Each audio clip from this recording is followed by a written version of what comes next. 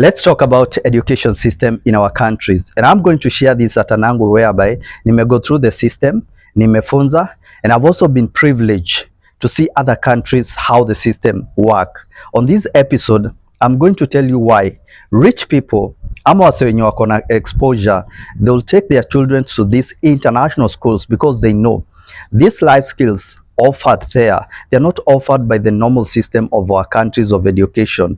And let me tell you something, wase wenye wameenda to these international schools which wanafunzwa easy life skills that I'm going to share with you, watakuwa always a step ahead from other people, because how kuna life skills they are being taught there which our normal system does not offer.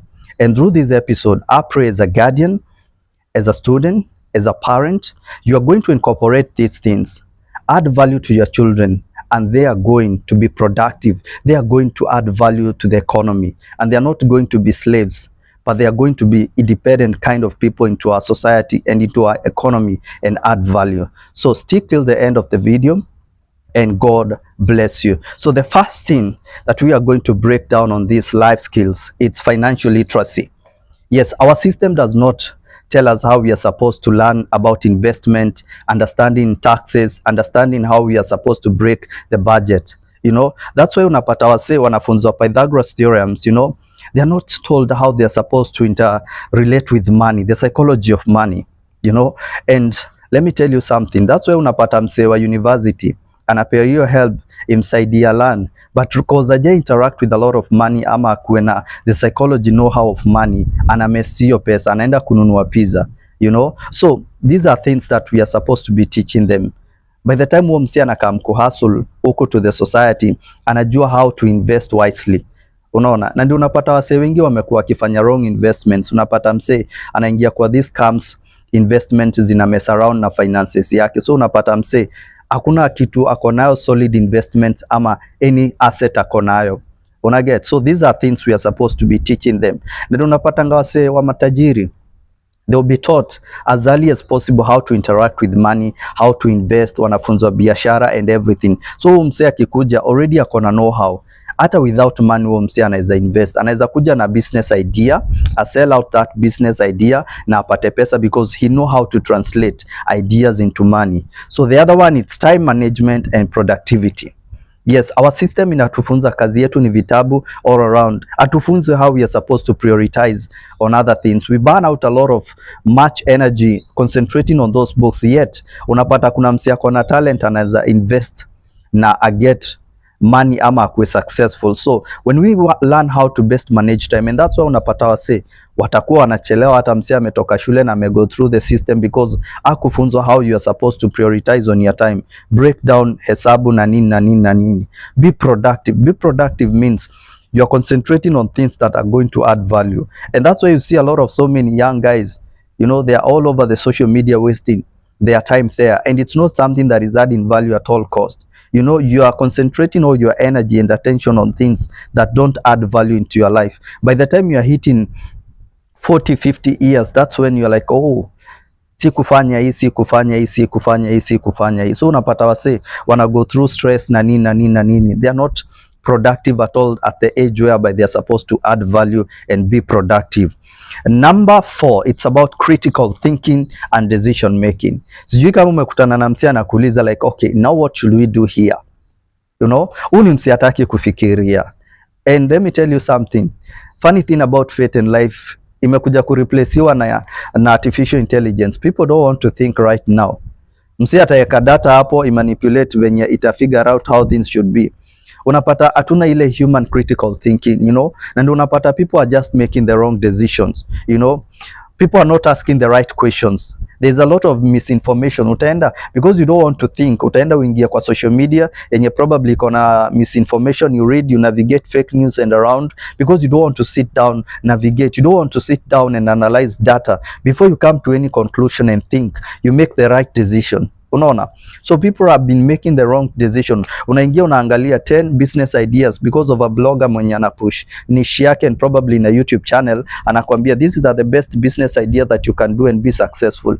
Wewe bila kufikiria you invest your money there and you crash, unakaa unajiuliza what is not happening and you feel like you are doing the wrong thing, but simply because you don't want to sit down, think. according to your level, according to your finances capability. Think. So people have been making these wrong decisions because hawakufunzwa back into our system to think. Unaona, siku hizi unapata watu wanatumia internet kusoma na nini na nini, au kupea ule mwanafunzi time ya kufikiria to solve a problem and know how to find an answer way out. Our system ziko corrupt. Unaona, so number 5, it's communication skills. Yes, whatever I'm doing right now, it's about communication skills. Hawafunzi how you're supposed to express yourself. You know, haujafunzwa how you're supposed to interact, you know, give the right decisions, writing skills, you know, speaking, public speaking. You know, public speaking, it's a career that you can invest. Na hii ni kitu nafaa ufunze back to the schools, how you're supposed to stand, how you're supposed to present yourself, you know. So if you learn how to present an idea, you don't need money. You just need to go to the boardroom and tell them, I have this kind of an idea, and I know if we actualize this, we are going to get an answer to this solution. So we need to teach them. Na unapata hizi shule za international, umse atafunza how to speak, unaona. And let me tell you something, vitu kama, and you can translate this to be a career and earn a lot of money. There are people wenye wamefunzwa back for the days kusoma vitabu, how to speak, how to talk, how to have the persuasive power to be a cloud puller and tell people something solid, and you know, and let me tell you something. Saizi ukiambia wase hata mse a type a CV, atakwambia let me just get to ChatGPT nani it tailors for me this, because say wajafunzwa. Una get? So we need to have a structure and a system whereby we know how to communicate. Tell them, learn kuambia enda pale mbele, ongea, you know, be bold enough, train them to be bold enough, people who can stand for themselves. So many people wamekondemiwa, they can't even talk. Unapata msee amekuwa bullied kwa kazi because haizi jiongelelea, you know, hajui value yake, haizi kuta boss amwambia okay, I feel like whatever that I'm been doing, I'm being underpaid, can you reconsider me because this is what I'm doing and this is what I'm doing. Unaona, because they don't have proper skills, communication skills. So we need to teach them wakiwa kwa hizo shule. And I'm sharing this as a parent.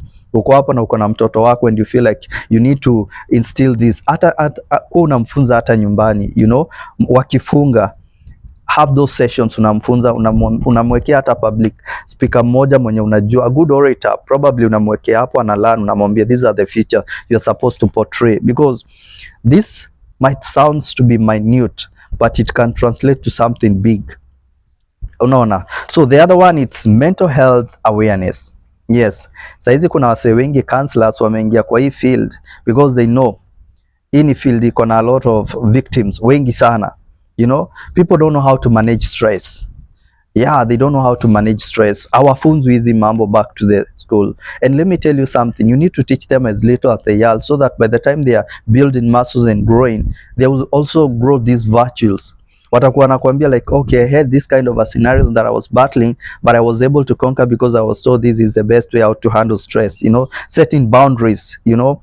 Mental illness, it's something that should be compulsory to the schools. Wase wanafunzwa how to handle stress, you know, how to handle easy vitu, how to interact with other people, you know, to set boundaries. These are things they're supposed to be taught in schools. The other one, it's basic cooking and nutrition.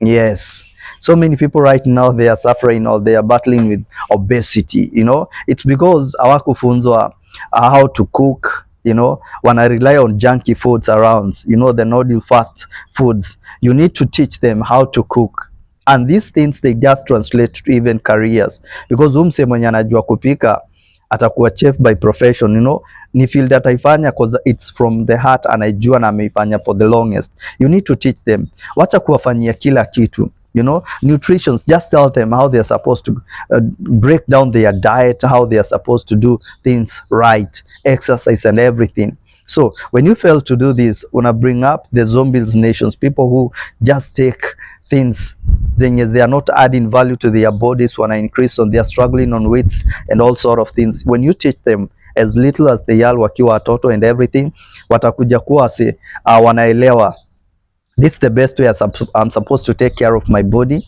Mwenye ame grow up na hiyo mwili kubwa anafaa jue like, this is who I am, this is the way I can maintain, this is the way I can work, you know. And hatufai tuwe na body shaming issues, because ni kitu mewafunza all along and they know it best, unaona. So I think we need to teach them this. It should be compulsory subjects back to school, you know. So mambo ya fast food tuache, let's learn all these things, tuwafunze na kuifanya practical even at home. Unamfunza shule na akienda nyumbani unamwambia this is the best way out you can handle your diet. So the other one is jobs and career skills. Jobs and career skills. Tuache kupea watoto wetu stress. Unaona hizi shule za matajiri, these international schools, huyu mtoto anafunzangwa with the mentality whereby anafunzwa career yenye inaweza serve within the country ama outside the country. So huyu mtoto wako akitafuta ama akistruggle to get an opportunity within the country, huyu mtoto wa tajiri yeye alichagua career yenye anajua hata akienda US bado ako na value. So unapata mtoto wa maskini, like you have to go through this system. By the time unatafuta opportunity to other different countries, you have to go back to class because haukufunzwa these international schools zenye unafaa uchague the right career which are profit marketable na zenye ziko na demand all over. Una get? And this has been messing a lot of so many people. The other one is pressure. Yes, you want your kids to do exactly what you did probably, or it's a family legacy. You should do doctorate, you should do law, you should do these big professional jobs. Unakuta msee wako kila msee ako na path yake. Una get? So let's teach them the right way, and let's also teach them, you know, si kusoma tu kuwe employed. You need to give them careers whereby they know hata wakikuja wakukosekane job, huu ni msee anaweza jiajiri. So we need to give them best careers, at least advice. Tunafaa tuwafunze by the time msee anakuja kuchoose path yake ni kitu iko passion. It's a calling. And let me tell you something, when you walk along your calling and your destiny, you will always be successful in everything that you do because you are serving the ordained path yenye God amekuchuzia.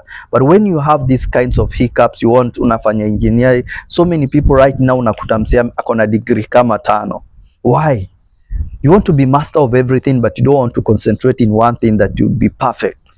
Unaona, and they're doing this because alifanya hii akaona haina market, akafanya hii akakosa kazi, akafanya hii akakosa kazi. Unapata you're wasting a lot of your years.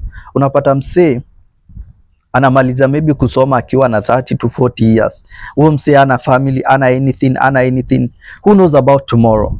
So unapata by the end of the day, huyo msee by the time anakam kupata job na kuretire na nini akona a lot of stress. Ana time yake, ana time for the family or anything because akona pressure, miaka imeenda, hajajenga, hajafanya hii. Unaona? So we are giving, tunaishi na stress kubwa sana. So I think this is very right, at least when you're telling them choose this field, at least something that you know, hata ukienda international kukikosa job within your country, you know for sure that whatever that I have, hii inawezaenda kama nasi, inawezaenda nifanya different country na ni get a lot of money and amani na I'm okay na sina pressure za wase. So unaona, so it's very good tuache kupea watu hii stress na tuwafunze the right path according to their potential, capability and their passion.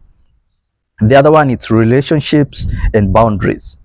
Yes, right now we have a lot of so many divorce. Right now, you know, people hawana good relationship with others, and let me tell you something, the people that you put around your circle, these are the people who define your networking system. Yeah, because the people, kuna msi utaweka kwa life yako na mkwe na good relationship na yeye, ata speak a word to the next kind of a person na ukwe promoted. Unaona? So let's learn to teach our children to have good relationship. You know, wakikuwa na good relationship and setting the boundaries, they are going to know to respect other people. They are going to care for other people, be it of ethnic backgrounds, different ethnic backgrounds, tribes or color. Unajua? So, and this one, they are going to build trust and good friendship, you know, and this brings about maturity in communications and everything, because you know how to respect the other person on the next hierarchy. Unaona? And when you interact with this kind of people, ukikana good relationship na wase, you are going to grow, you are going to be successful, because people, you are going to build a good trust with people. Na wase wakikuamini because they know your values and your principles, they are going to always recommend you to the next person where they feel like you can fit and you can work best. So let's teach them to have good relationship. Unaona?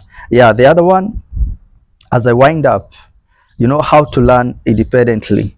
Yeah, how to learn independently. Let me tell you something about this, and I'm just going to share briefly about probably what I'm doing right now.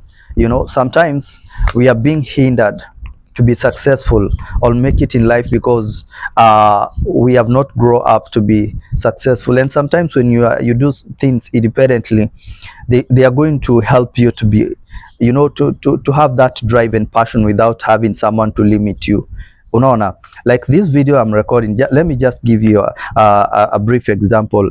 Nimelearn how to do slide, kujua editing, nimelearn kujua how to record myself, so I don't need anybody around wakuja kuni record or anything. I'm not saying ni vibaya kuwa na director. I'm only saying this, you know, what if I don't have money to employ a director? What if I don't have someone just to come and help me do this and set my equipment? I will not have recorded this video, you know. But since, because I can do it independently, I can depend on myself to do it, I'm able to do it so comfortably, you know, without distracting any other person around, and doing it at my own convenient time. When you teach your children to navigate and do things differently, independently, you know, nothing will ever stop them on their passions and their careers, because they know I'm the one who is pushing myself, I'm the one giving myself drive. Unaona? And you'll never follow the peer pressures, you'll never follow groups to do something, you'll never be intimidated by anybody, because you know you have learned the hard way alone in your ways.